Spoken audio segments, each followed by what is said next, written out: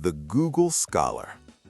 You're at Thanksgiving dinner, and everything is going smoothly until your uncle puts down his fork and announces that he's been doing some research.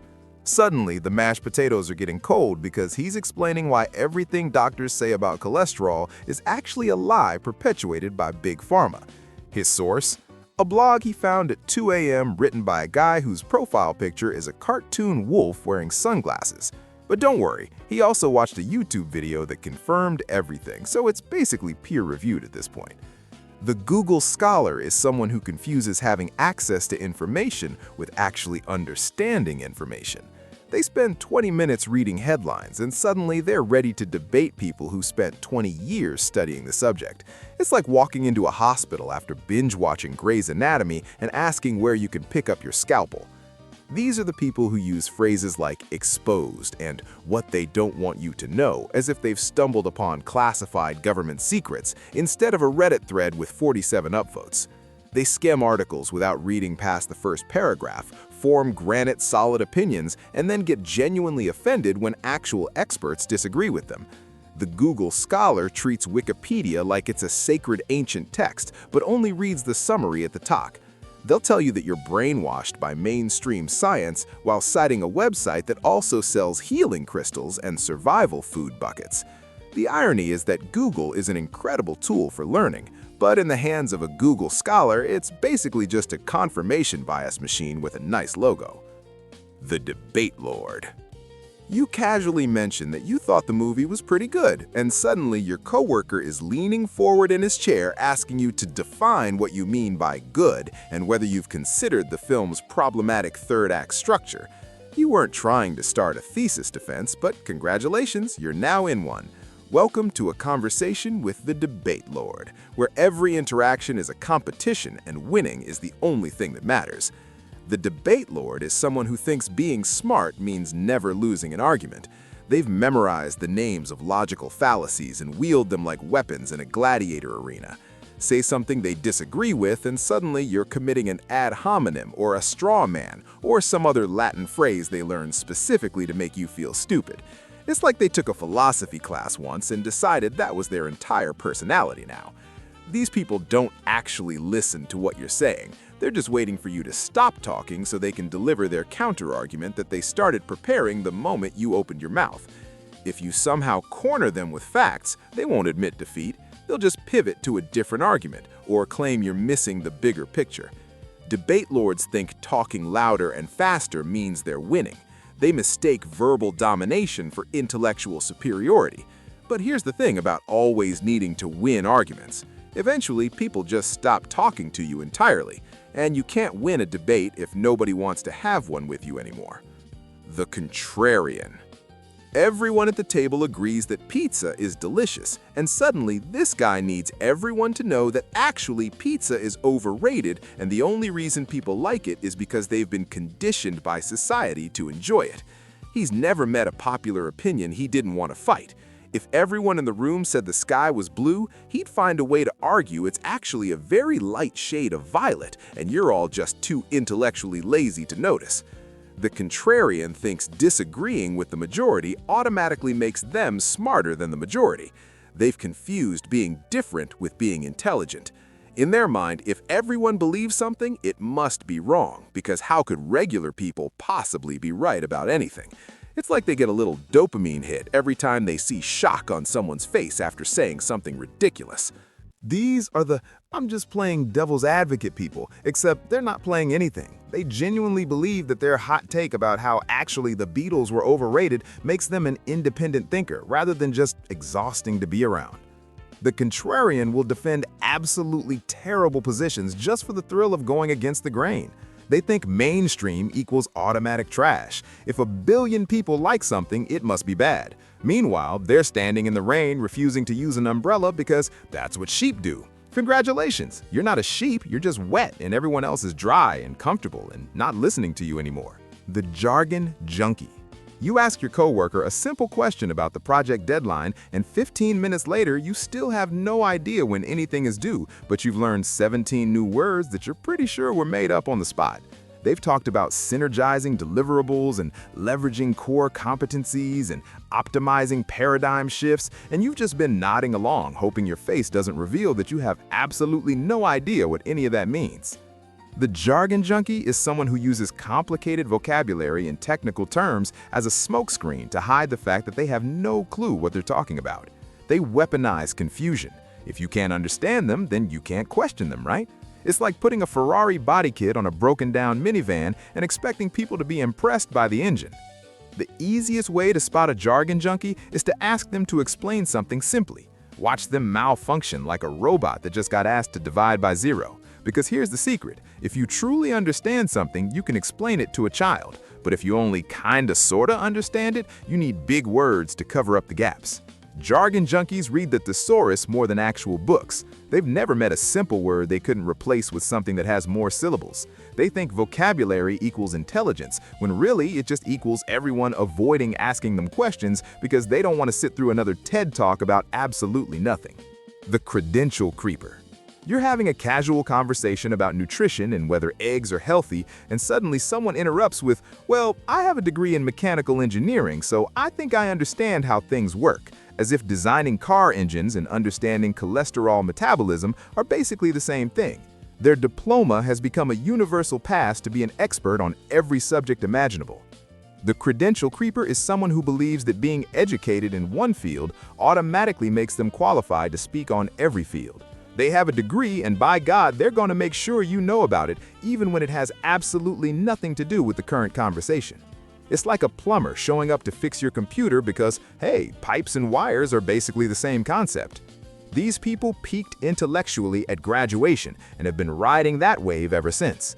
The degree isn't proof of ongoing learning. It's a trophy they wave around to shut down anyone who disagrees with them.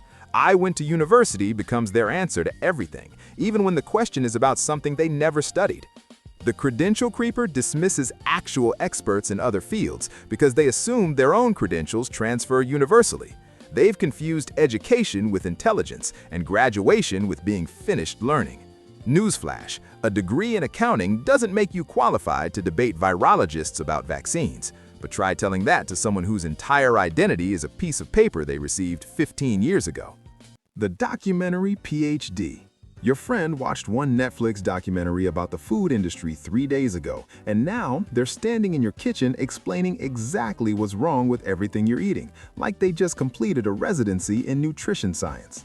They keep referencing the documentary as if it's a sacred text handed down from the gods and not a 90-minute film designed primarily to be entertaining. The documentary PhD is someone who watches a single documentary and walks away believing they now have expert-level knowledge on the entire subject. They confuse passive consumption with active learning. It's like watching a movie about lawyers and then showing up to court expecting to represent someone. Sure, you saw some legal stuff happen, but that doesn't mean you know what objection hearsay actually means. These people form entire worldviews based on whatever Netflix recommended to them last Tuesday. They don't fact-check the documentary itself because why would they? It had dramatic music and convincing graphics. It must be true. The documentary PhD repeats the narrator's talking points as if they're their own original thoughts. They become passionate advocates for causes they didn't know existed a week ago. The craziest part is they'll argue with people who actually work in the field because the documentary said something different. They watched 90 minutes of edited content designed to push a narrative, and now they're ready to debate someone with 30 years of experience. The confidence is almost impressive if it wasn't so incredibly misplaced. The common sense crusader. A complex global economic issue comes up in conversation, and this person sighs heavily, like they're exhausted from carrying the weight of being the only logical person on the planet. "It's really not that complicated," they announce, before offering a solution so oversimplified it sounds like it came from a children's book. Why don't poor countries just print more money? Why don't we just make everything illegal to fix crime? Problem solved. You're welcome, world. The common sense crusader believes that complicated problems have obvious, simple solutions and that experts are just overcomplicating things to justify their fancy jobs. They think nuance is a conspiracy invented by people who want to sound important. It's like looking at a chess grandmaster and saying, "I don't see what's so hard, you just move the little horse guy around." These people genuinely believe they could solve world hunger over a lunch break if someone would just put them in charge. They treat expertise with suspicion because if a problem requires specialized knowledge to understand, then the experts must be making it complicated on purpose. The common sense crusader uses common sense as a replacement for actual knowledge. They've never studied economics, but they know exactly how to fix the economy. They've never practiced medicine, but they know doctors are overcomplicating things. The irony is that real common sense would tell you that problems which have existed for centuries probably don't have easy solutions that everyone else just somehow missed. The well actually guy. You're telling a story about your vacation and how you almost missed your flight, and before you can even get to the good part, someone interrupts to inform you that technically you can't almost miss something because you either miss it or you don't, and the word almost implies a near miss, which is actually a grammatical contradiction. Cool, thanks. The story is completely ruined now, but at least everyone knows you used a word slightly incorrectly. The well actually guy makes constant pedantic corrections to feel intellectually superior. They don't care about the point you're making, they care about finding a tiny technical error they can correct so everyone knows how smart they are. It's like being a human autocorrect that nobody asked for and everyone desperately wants to uninstall from their life. These people interrupt stories to correct minor, irrelevant details. They say, well, technically, more than they say good morning. They'll correct your grammar and casual conversation as if text messages are being graded. The well actually guy misses the entire forest because they're too busy examining one leaf and telling you it's actually not the shade of green you said it was. They prioritize being right over being liked, which is a bold strategy that results in eating lunch alone. The thing about constantly correcting people is that eventually people just stop talking around you. And congratulations, you win every conversation by default because nobody wants to have them with you anymore. The pseudo-philosopher. You're having a completely normal conversation about what to order for lunch, and suddenly this person asks if free will is even real, and whether your choice of sandwich is actually your choice, or just the inevitable result of a deterministic universe. You just wanted a recommendation between turkey and ham, but now you're questioning the nature of existence itself. The pseudo-philosopher drops philosophical references and quotes they don't actually understand to appear deep and intellectual. They read half a Wikipedia article about Nietzsche, and now they bring him up at every opportunity, whether it's relevant or not. Spoiler alert, it's never relevant. It's like hanging a fake diploma on your wall and expecting people to call you doctor. These people use the word existential incorrectly at least 3 times per week. They misquote famous thinkers constantly because they never actually read the original work, just the inspirational poster version. The pseudo-philosopher asks questions like, "But what even is reality?" and thinks this makes them profound instead of just annoying at parties. They've mastered the art of making simple observations sound complicated. "We're all just atoms floating in space," they'll say, as if this is a revolutionary thought they invented, rather than something every stoned college freshman has said. True philosophers spend years studying complex ideas. Pseudo-philosophers spend an afternoon on YouTube and declare themselves enlightened. The echo chamber emperor. You present a fact backed by multiple credible sources from established institutions with peer-reviewed research and expert consensus, and this person waves it all away with a single gesture. That's mainstream media propaganda, they say, before pulling up an article from a website called TruthEagle1776.freedom. The author's bio says he's a free thinker and truth seeker, which is apparently more credible than an entire scientific community. The echo chamber emperor only consumes information that confirms what they already believe and dismisses everything else as biased, fake, or part of some grand conspiracy. They've built an intellectual fortress made entirely of confirmation bias, and they're very comfortable inside it. It's like only looking in mirrors that make you look skinny and then being genuinely shocked when your pants don't fit. These people have mastered the art of selective evidence. 100 studies say one thing, but they found one blog post that says the opposite, so clearly the science is still debated. They call open-mindedness being a sheep, which is ironic because they're literally following a herd, just a smaller, weirder herd that meets on obscure internet forums. The echo chamber emperor dismisses the credentials of anyone who disagrees with them. Harvard scientists, paid shills. Nobel laureates, part of the agenda. Random guy on YouTube with 200 subscribers, finally someone brave enough to tell the truth. The problem with living in an echo chamber is that your own voice is the only one you hear, and it keeps telling you you're right about everything. The armchair expert. This person has never played a single minute of professional sports in their entire life, but they'll spend 45 minutes explaining exactly what the coach should have done differently and why the quarterback's decision in the third quarter was inexcusably stupid. They've never stepped on a field, but they've watched a lot of games from their couch, so basically, they're qualified to run an NFL team. The armchair expert has strong opinions about everything, despite having zero practical experience in anything. They're the backseat drivers of life, constantly telling everyone else how to do things they themselves have never actually done. It's like someone who's never boiled water writing restaurant reviews and giving professional chefs 1 star for poor technique. These people start sentences with, "if I were in charge," and then describe plans that reveal they have no understanding of how anything actually works. They criticize professionals while having none of the skills themselves. They've never run a business, but they know exactly why that company is failing. They've never made a movie, but they could definitely do better than that director.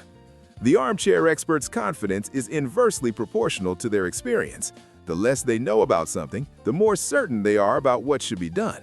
Meanwhile, actual experts express doubt and uncertainty because they know how complicated things really are. Dunning-Kruger are smiling from somewhere. The intellectual bully. You share a simple opinion about a TV show you've been enjoying, and suddenly you're being interrogated like you're on trial for murder. Can you cite your sources for that claim? What methodology did you use to reach that conclusion? Are you even qualified to have opinions about television? You just said you liked the show. You didn't realize you'd need to defend a thesis. The intellectual bully uses their intelligence, real or perceived, as a weapon to intimidate and belittle others. They don't want to share knowledge or have interesting discussions. They want to make you feel stupid so they can feel smart by comparison. It's like being really good at basketball, but only playing against toddlers so you can dunk on them and feel like a champion. These people make others feel dumb for asking questions, even though asking questions is literally how humans have learned everything since the beginning of time. They gatekeep knowledge instead of sharing it. They correct people in ways designed to humiliate rather than help. The intellectual bully turns every conversation into a competition they need to win. Their insults are disguised as intellectual observations. "I'm not being mean, I'm just being logical," they'll say, after systematically dismantling someone's confidence.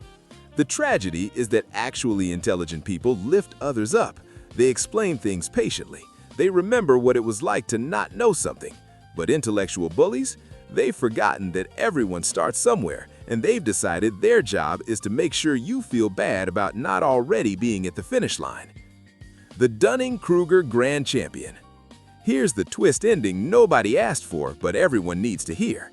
There's actually a scientific term for stupid people who think they're smart. It's called the Dunning-Kruger effect, and it's a cognitive bias where people with limited knowledge dramatically overestimate their own competence. Meanwhile, people who actually know a lot tend to underestimate themselves because they're aware of how much they still don't understand. Think about that for a second. The less you know about something, the more confident you feel about it. And the more you actually learn, the more you realize how little you understand. This is why the loudest person in the room claiming to have all the answers is almost always the one who knows the least. True experts say things like, "it's complicated," and "I'm not sure," and "we need more research." Fake experts say things like, "it's obvious," and "I know exactly what's happening," and "everyone else is wrong." The smartest people you'll ever meet are the ones asking questions, not the ones claiming to have all the answers. They're the ones who say, "I don't know," without shame, because they understand that admitting ignorance is the first step to gaining knowledge. So, the next time you find yourself absolutely certain about something you've barely studied, maybe take a step back. The moment you think you're the smartest person in the room is usually the exact moment you've become the dumbest. Intelligence isn't about knowing everything. It's about knowing what you don't know. And the people on this list, they haven't figured that out yet. Maybe they never will.